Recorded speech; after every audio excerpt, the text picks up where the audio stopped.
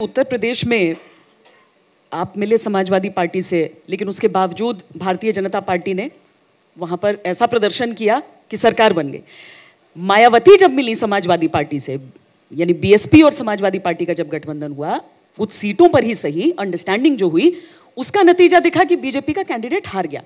इसीलिए मायावती का जाना एक बड़े ब्लो के तौर पर दिखता है।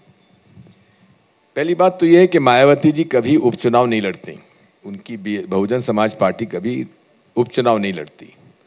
तो ये जो उपचुनाव थे उसमें गठबंधन स्वाभाविक था और समाजवादी पार्टी, कांग्रेस और बीएसपी और कांग्रेस ने भाजपा को हराने के लिए निर्णय लिया और हरा दिया।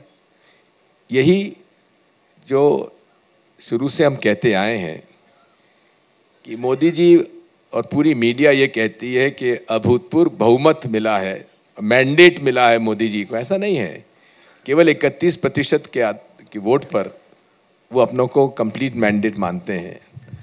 तो इसमें ये इलेक्टोरल पॉलिटिक्स का और पार्लियामेंट्री डेमोक्रेसी में फर्स्ट बियॉन्ड द पोस्ट का जो प्रिंसिपल है, उसमें सब होता है। मायावती जी को लेकर मन में द्वेष रह गया है? बिल्कुल नहीं, मैं हमेशा उनकी इज्जत करता रहा हूँ और मान्यवर काशीराम जी से मेरे बड़े अच्छे संबंध थे। और मैं जब 93 में प्रदेश कांग्रेस कमेटी के अध्यक्ष के रूप में चुनाव लड़ रहा था, उनसे मेरी मुलाकात हुई थी। तो कई बिंदु हमने इलेक्शन मैनिफेस्टो में उनसे पूछ कर रखे थे 93 के इलेक्शन में।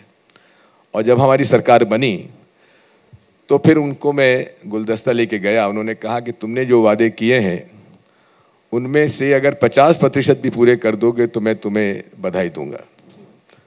उससे कई ज़्यादा मैंने उनको पूरे किए। लेकिन आज भी आप उस बात पर कायम हैं कि मायावती का जो बयान था वो दबाव में था? दबाव की राजनीति मोदी जी और अमित शाह जी की जोड़ी ये करती आई है। आप गुजरात के इतिहास उठा के देख लीजिए, 12 साल तक उन्होंने दबाव की राजनीति में लोगों को दबा के, डरा के, धमका कर राज किया है। गुजरात में हो सकता है, लेकिन वो ये सब भूल जाते हैं कि गुजरात का मुख्यमंत्री होना एक बात है कि भारत का प्रधानमंत्री होना दूसरी बात है। अगर दूसरा टर्म उन्होंने ले लिया तो आप बात बदल देंगे अपनी? एक बात मैं बदल देंगे। देखिए आप श्वेता जी, आप भूल जाते हैं, आप दिग्विजय सिंह से बात कर रहे हैं जो कभी जीवन में कह के बदलता नहीं है। हाँ, कह के आप बदले नहीं। कहा था वनवास लूंगा, वनवास लिया, लेकिन उसके बाद ये नहीं सोचा था कि आप मुख्यमंत्री की दावेदारी छोड़ देंगे। सबसे बड़ा चेहरा, सबसे प्रबल चेहरा, सबसे अनुभवी चेहरा मध्य प्रदेश का, और प्रदेश में सर्वव्यापी चेहरा। मैं हमेशा से इस बात के लिए कोशिश करता रहा कि नया नेतृत्व उभरना चाहिए, और मैंने अपने राजनीतिक जीवन में हमेशा से नए चेहरों को तरजीह दी है, नए लोगों को आगे बढ़ाया है। और इसीलिए मैंने अपने आप को दूर रखा कि अब 10 साल मुख्यमंत्री रह लिए, अब किसी और को बनना चाहिए। तो नया चेहरा ये ज्योतिरादित्य सिंधिया का होगा?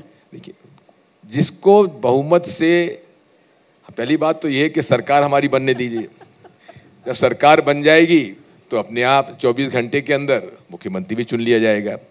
93 में जब मैं मुख्यमंत्री बना तो मैं तो मेंबर पार्लियामेंट था, उस समय एमएलए भी नहीं था। जब विधायकों ने चुन लिया उसके बाद मैं बाय इलेक्शन लड़ा। तो पार्लियामेंट्री डेमोक्रेसी में कभी मुख्यमंत्री लीडर डिक्लेयर नहीं किया जाता। अगर ऐसा होता है तो चुने हुए विधायकों का आप हक मार रहे हैं।